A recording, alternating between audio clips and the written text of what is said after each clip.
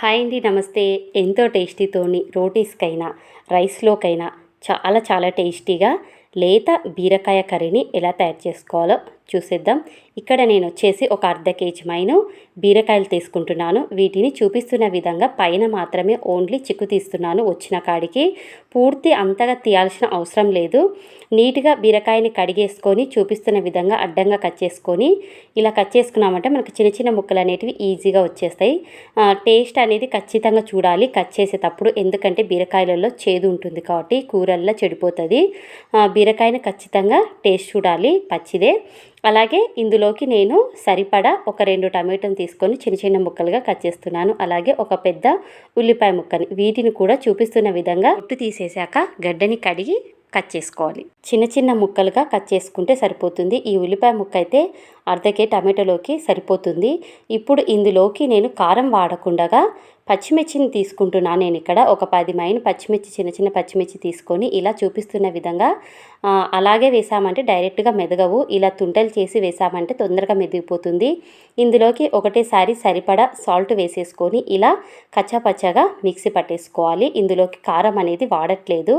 Stove వెలిగించి కడాయి పెట్టేసుకొని ఒక 2 స్పూన్లంతా ఆయిల్ వేసేసుకొని ఎండుమిరపకాయలు వేసేసుకొని అలాగే ఒక చిన్న స్పూన్ అంతా పోపు దినుసులు, ఈ ఉల్లిపాయ ముక్కలు కట్ చేసుకున్నాం కదా వీటిని కూడా వేసుకొని కొంచెం బ్రౌన్ కలర్ వచ్చేంత వరకు ఈ ముక్కల్ని వేంపేసుకోవాలి. కొద్దిగా బ్రౌన్ కలర్ వస్తే చాలు, ఎక్కువ అవసరం లేదు.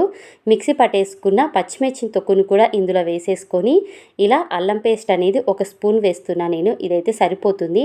ఈ రెండిటిని పచ్చివాసన పొయ్యేంత వరకు ఒక 2 నిమిషాల పాటు మీడియం మంట మీదనే ఉడికిచ్చేసుకున్నామంటే సరిపోతుంది. అప్పుడు పచ్చివాసన అనేది అంత పోతుంది. ఇప్పుడు ఇందులోకి కట్ చేసి పెట్టేసుకున్న బీరకాయ ముక్కల్ని కూడా ఇందులో వేసేసుకొని సరిపడా పసుపు వేసేసుకొని వీటిని అంతా కలిసేలా మసాలా, ఆయిల్, పసుపు అంతా కలిసేలా ఒక్కసారి ఇలా చూపిస్తున్న విధంగా అంతా కలిపేసుకొని ఇప్పుడు వీటిని మూత మూసేసి ఒక 2 నిమిషాల పాటు ఉడికిచ్చేసుకున్నామంటే కొంచెం మెత్తపడిపోతుంది ఆయిల్లో. ఇప్పుడు ఇందులోకి కట్ చేసి పెట్టేసుకున్న టమాటో ముక్కల్ని కూడా వేసేసుకొని మరొక 3 నిమిషాల పాటు మూత పెట్టి వీటిని మీడియంలో మగ్గిచ్చేసుకున్నామంటే సగం కర్రీ అనేది ఇక్కడ మనకి రెడీ అయిపోతుంది. ఇప్పుడు 2-3 నిమిషాలు అయిన తర్వాతకి మూత తీస్తే ఇలా మగ్గిపోయి ఉంటుంది టమాటా పండు కర్రీ అనేది. చివరిగా ఇందులోకి నేను డ్రై కొబ్బరి వేస్తున్నాను. ఆప్షన్ మాత్రమే, మీకు నచ్చితే వేసుకోవచ్చు లేకపోతే లేదు.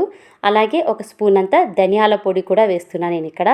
అంత కలిసేలా కలిపేసుకొని ఇందులోకి 1 నిమిషం పాటు ఆయిల్లో మగ్గనిచ్చిన తర్వాతకి గ్రేవీకి సరిపడా వాటర్ పోసేసుకొని, గ్రేవీ కావాలంటే వాటర్ పోసుకోవచ్చు లేదా 1 నిమిషం పాటు ఉడికించుకొని దింపేసుకోవచ్చు. నేనైతే ఇక్కడ గ్రేవీకి పెడుతున్నాను కాబట్టి ఒక గ్లాస్ మైన్ వాటర్ పోసేసుకొని చివరిగా కొత్తిమీర వేసేసుకొని ఒక 3 నిమిషాలు మీడియం మంట మీద మగ్గించుకున్నామంటే కర్రీ అనేది రెడీ అయిపోతుందండి. ఎంతో టేస్టీతో రోటీస్కైనా రైస్కైనా చాలా చాలా బాగుంటుంది. ఇది జొన్న రొట్టెలకైతే ఇంకా బాగుంటుంది ఈ కర్రీ అనేది. ఈ వీడియో ఇంతేనండి. మరొకసారి మళ్ళీ కలుసుకుందాం. అంతవరకు సెలవు.